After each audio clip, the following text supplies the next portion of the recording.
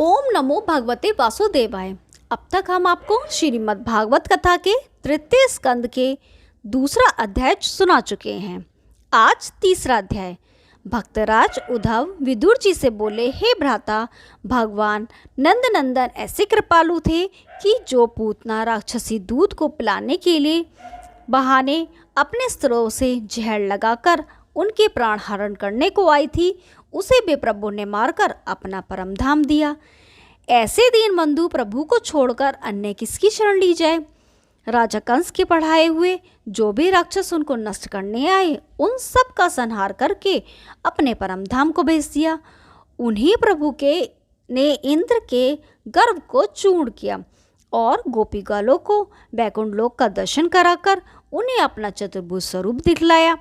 श्री कृष्णचंद्र जी ने नंद बाबा की सांप के काटने से रक्षा की और ब्रज गोपियों के साथ अनेकों रासलीलाएं की। उन्होंने शंखचूर्ण, केशी, अघासुर, बकासुर इत्यादि दानवरों का संहार करके अपने परम धाम को भेज दिया। जब कंस के भेजे हुए अक्रूर जी उनको अपने साथ लेकर मथुरा को ले जा रहे थे, तब मार्ग में यमुना स्नान करते समय जल के अंदर प्रभु ने उनको अपने चतुर्भुजी रूप से दर्शन दिया।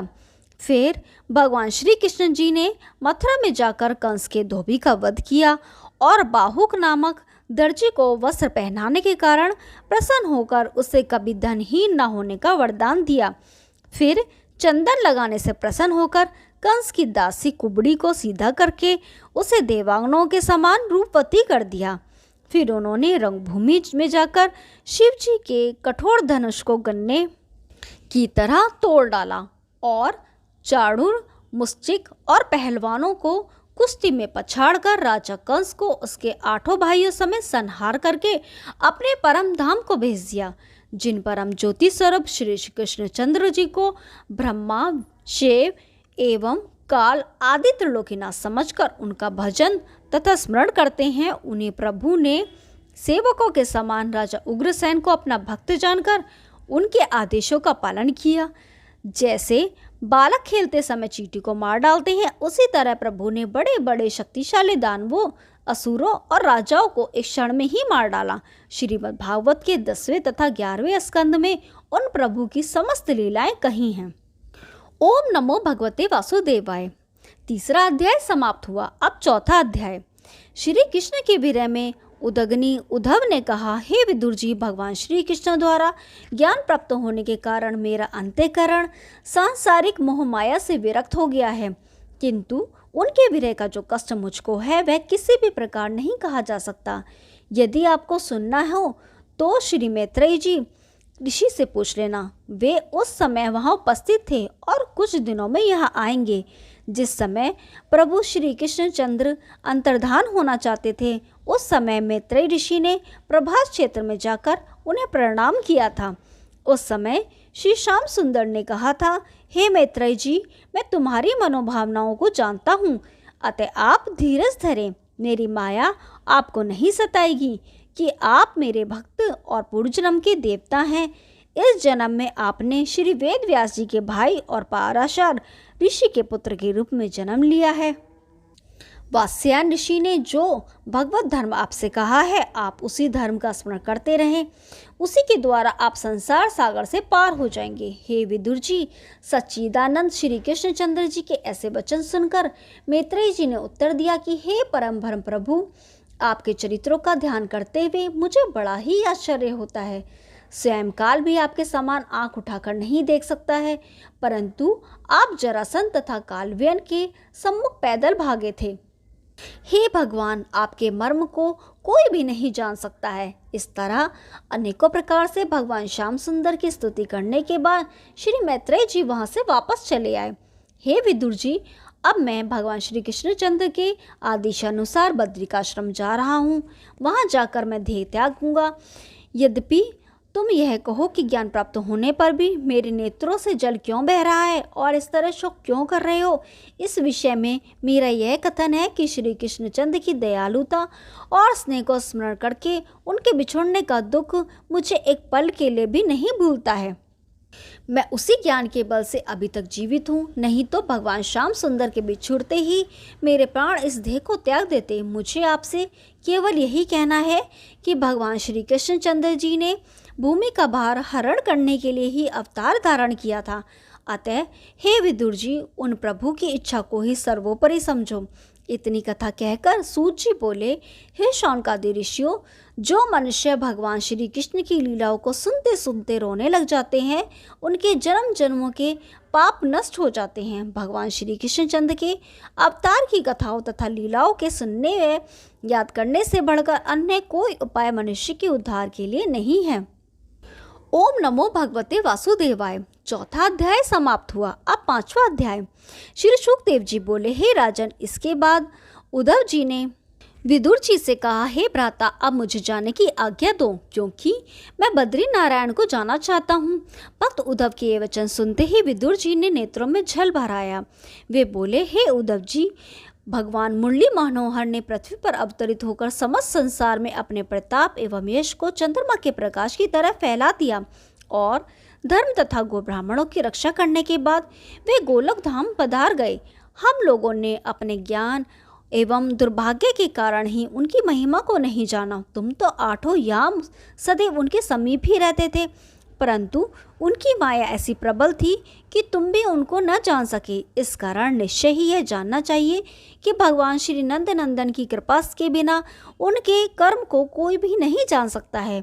यदि मुझ जैसा व्यक्ति तुम जैसे हरिभक्तों की ही सेवा में रहे तो भी जन्म सफल हो सकता है, परंतु भगवान श्याम सुंदर की कृपा के बिना हरिभक्तों का सत्संग भी सहज ही नहीं मिलता है। किसी पूर्व जन्म के पुण्य के कारण ही मुझे यहाँ तुम जैसे हरिभक्त के दर्शन मिले हैं। सूत जी ने शौनकादि ऋषियों से तथा सुखदेव जी से राजा परीक्षित से कहा। इस तरह आपस में बातचीत करने के बाद उद्धव जी ने विदुर जी से विदा होकर बद्रिकाश्रम को प्रस्थान किया और वहां पहुंचकर भगवान श्याम सुंदर श्री कृष्ण के चरण कमलों का स्मरण करते हुए योगाभ्यास द्वारा अपना देह त्याग कर भगवान के परम धाम को प्राप्त किया।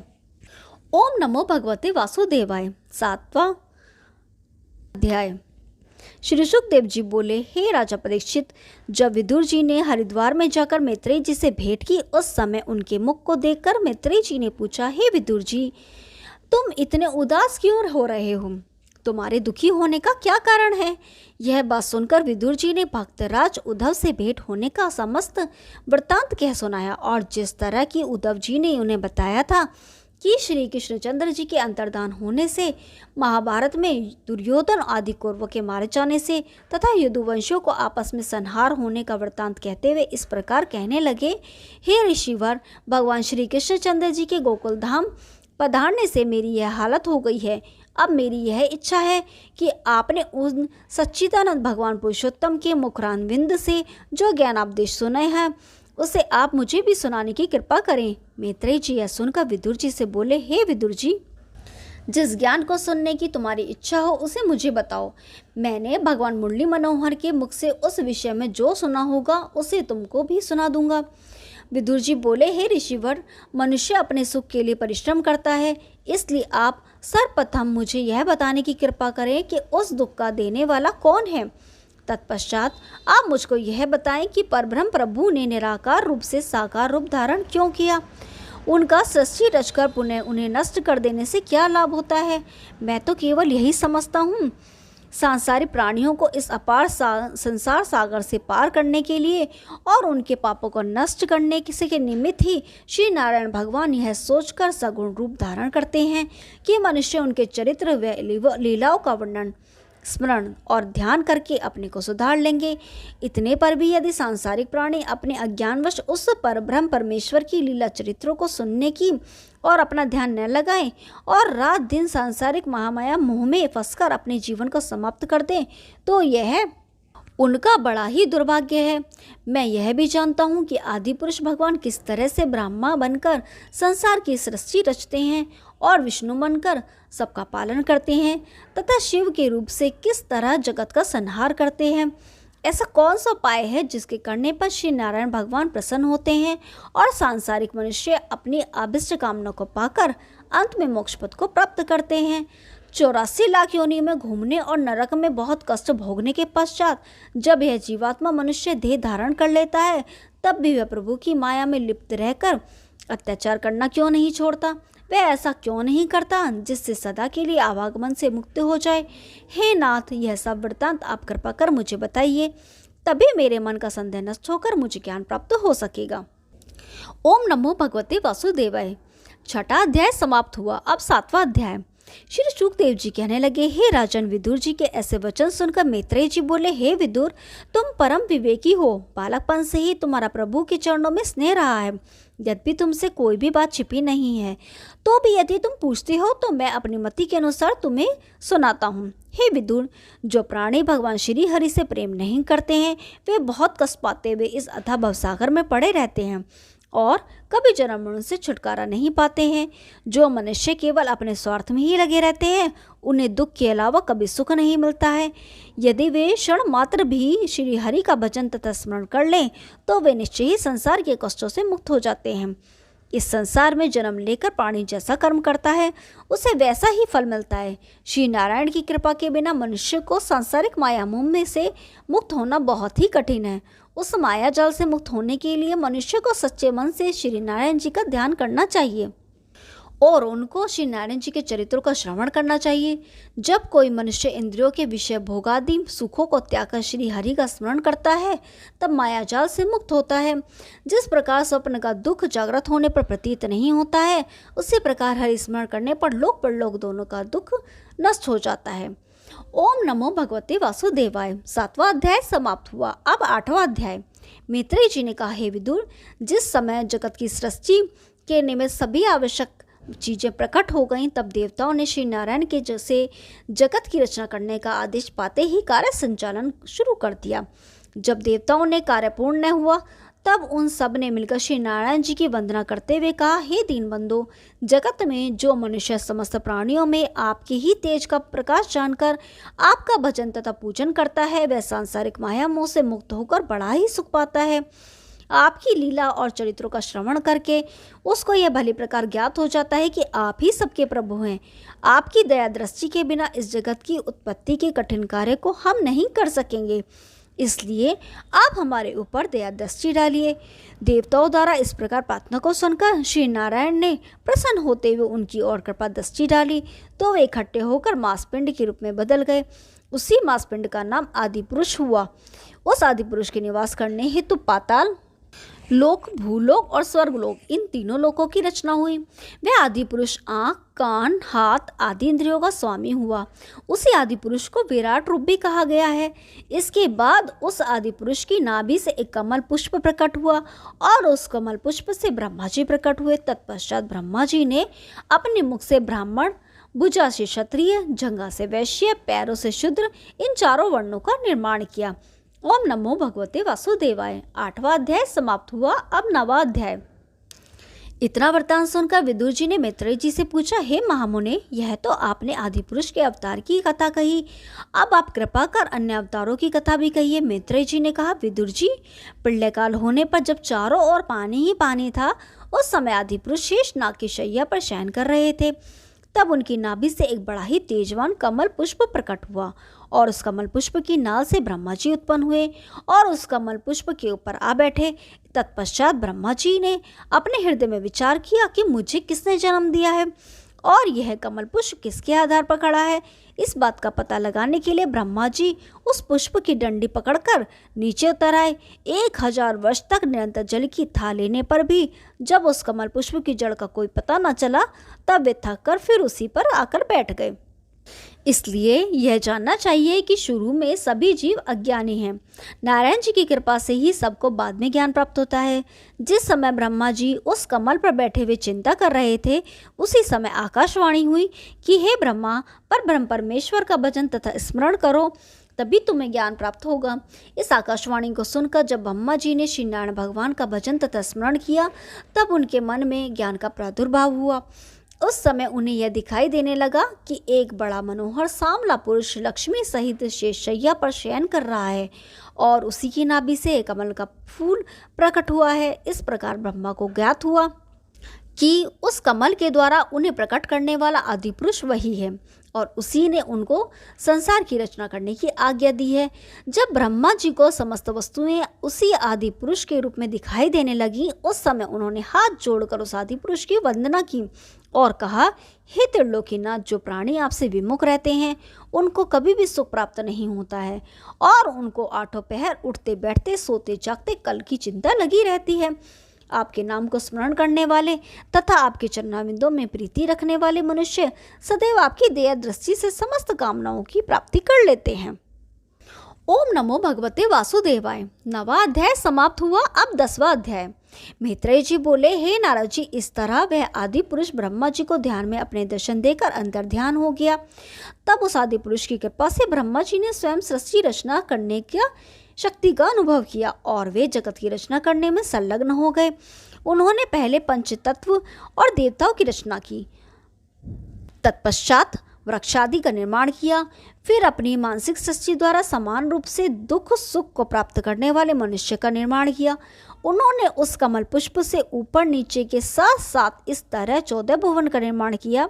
तत्पश्चात सतयुग, त्रेता, द्वापर और कलयुग, इन चारों युगों की रचना की। पुण्यवश मास, पक्ष, वार, घड़ी और पल का निर्माण किया, जिनके बीतने पर देवता, मनुष्य, दैत्य और असुरों आदि समस्त प्राणियों की उम्र पूरी होती है। ब्रह्मा जी की उम्र के एक दिन में 14 मनवंतर होते हैं और एक एक मनवंतर से 71 चतुर्युग होते हैं। इस तरह ब्रह्मा के एक दिन में 994 चतुर्युगों का व्यतीत हो जाना चाहिए। इसी दिन के प्रमाण से 30 दिन को 1 महीना और 12 महीनों का 1 वर्ष गिनकर ब्रह्मा की उस उम्र को 100 वर्ष कहते हैं। ब्रह्मा की रात्रि भी दिन के बराबर होती है। ब्रह्मा जी दिन में प्राणियों की रचना करते हैं, उनकी रात होने पर जगत की प्रलय हो जाती है। उस समय सभी प्राणी नष्ट हो जाते हैं। रात्रि व्यतीत होने पर जब पुनः प्रातःकाल होता है, तब जिस प्राणी ने जैसा कर्म किया था उसी के अनुसार ब्रह्मा जी उनको विभिन्न योनियों में प्रकट करते रहते हैं। ब्रह्मा जी की आयु के 50 वर्ष बीतने को अर्धप्रलय कहा जाता है और 100 वर्ष की आयु पर ब्रह्मा जी की भी मृत्यु हो जाती है। उस समय चारों तरफ केवल जल के अलावा और कुछ भी दिखाई नहीं देता है, केवल अजन्मा आदि पुरुष ही शेष रह जाता है।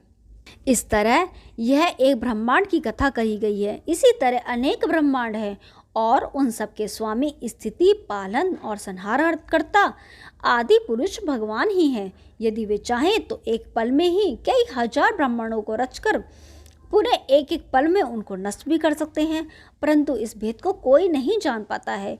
वे आदि पुरुष नारायण जी उस समय भी थे जब कोई भी नहीं था और तब भी रहेंगे जब कोई नहीं रहेगा, इसलिए वे अजन्मे हैं। इस ब्रह्मांड में जो भी कुछ दिखाई देता है वह सब उन्हीं का रचा हुआ है। मनुष्य जो भी उत्तम, मध्यम एवं नीच कर्म करता है वह सब उन्हीं की माया है। इसलिए समस्त प्राणियों में उन्हीं आदि पुरुष भगवान का प्रकाश समझो। ओम नमो भगवते वासुदेवाय। 10वां अध्याय समाप्त हुआ। अब 11वां अध्याय। मैत्रेय जी बोले, हे विदुर जी, जब ब्रह्मा जी को देवताओं तथा मनुष्यों को प्रकट करने पर भी शांति न हुई, तब उन्होंने संसार का विस्तार बढ़ाने के लिए सनक, सनंदन, सनातन तथा सनत कुमार, जो श्री नारायण जी के ही अवतार हैं, उनकी रचना की। इसके बाद इन चारों भाइयों से प्रजा का निर्माण करने के लिए कहा। ब्रह्मा जी की आज्ञा सुनकर इन चारों भाइयों के हृदय में यह ज्ञान प्रकट हुआ कि जो माता पिता, भाई आदि नारायण जी का भजन करने में बाधक हो, उनको अपना हितैषी नहीं जानना चाहिए। इसलिए हम लोग प्रजा की रचना नहीं करेंगे। यह विचार कर उन्होंने ब्रह्मा जी से कहा, हे पितामह, हम आपसे यह वरदान मांगते हैं कि हम हमेशा 5 वर्ष के ही बने रहें। हमारा हृदय काम, क्रोध, लोभ, मोह आदि के वशीभूत ना हो। हम कभी इंद्रिय सुखों की इच्छा ना करें। हमें कभी भी युवावस्था या वृद्धावस्था ना व्यापे। यदि हम लोग हमेशा 5 वर्ष की अवस्था के ही बने रहेंगे तो हमारी इंद्रिय विषय भोग तथा सांसारिक माया मोह की तरफ आकर्षित न होंगी। हम लोग श्री हरि भजन एवं ध्यान करना चाहते हैं, इसलिए आप हमको संसार के जीवों की रचना करने के लिए आज्ञा ना दीजिए, क्योंकि अगर हम जीवों की रचना करने में लग गए तो भगवान हरि का भजन नहीं कर सकेंगे। उन चारों भाइयों के ऐसे वचन सुनकर ब्रह्मा जी ने उन्हें वरदान दिया कि तुम लोगों की आयु सदा 5 वर्ष की ही बनी रहेगी और समस्त इंद्रियां तुम्हारे वश में रहेगी, परंतु तुमने जो मेरी आज्ञा को टालकर प्रजा की रचना करना अस्वीकार कर दिया, यह बड़ा ही अनुचित किया। इतनी बात कहकर ब्रह्मा जी के हृदय में अपने पुत्रों द्वारा आज्ञा उल्लंघन करने के कारण क्रोध प्रकट हुआ। उसी समय उनकी दोनों बाहों के बीच से एक शाम तथा रक्तवर्ण के पुरुष की उत्पत्ति हुई और वह पैदा होते ही रोने लगा। तब ब्रह्मा जी ने उससे रोने का कारण पूछा। तब उस पुरुष ने यह उत्तर दिया कि आप मेरा नाम करण कर मुझे कोई काम बताइए। यह सुनकर ब्रह्मा जी प्रसन्न होकर बोले, तूने पैदा होते ही रुद्र किया है, इसलिए तेरा नाम रुद्र होगा। तू प्राणियों की रचना कर और समस्त देवताओं में उत्तम बनकर संसार में निवास कर। सांसारिक प्राणी तुझको शिव, शंकर, महादेव इत्यादि बहुत से नामों से पुकारेंगे। ब्रह्मा जी का यह आदेश सुनकर रुद्र ने काम, क्रोध, लोभ तथा अहंकार के से भरकर राक्षस, भूत, प्रेत, पिशाच आदि की रचना की, परंतु उस सृष्टि रचना को देखकर भी ब्रह्मा जी को संतोष न हुआ। तब वे बोले, हे रुद्र, तेरी रचना क्रोध से हुई है, इसलिए जब तक मेरे हृदय में सतोगुण का निवास न होगा तब तक तेरे द्वारा प्रकट किए हुए सभी प्राणी अधर्मी ही होंगे। इसलिए तू पहले जाकर तपस्या कर। उस तपस्या के कारण जब मेरा तमोगुणी स्वभाव नष्ट हो जाएगा और उसे सतोगुण की प्राप्ति हो जाएगी, तब तुम उस सतोगुण द्वारा प्रजा की रचना करना। तपस्या करने से तुझे भगवान नारायण जी के दर्शन भी हो जाएंगे। ब्रह्मा जी के ये वचन सुनकर रुद्र ने सृष्टि रचना को बंद कर दिया और तपस्या के लिए चले गए। ओम नमो भगवते वासुदेवाय। 11वां अध्याय समाप्त हुआ। कल हम 12वां अध्याय शुरू करेंगे। तब तक के लिए नमस्कार।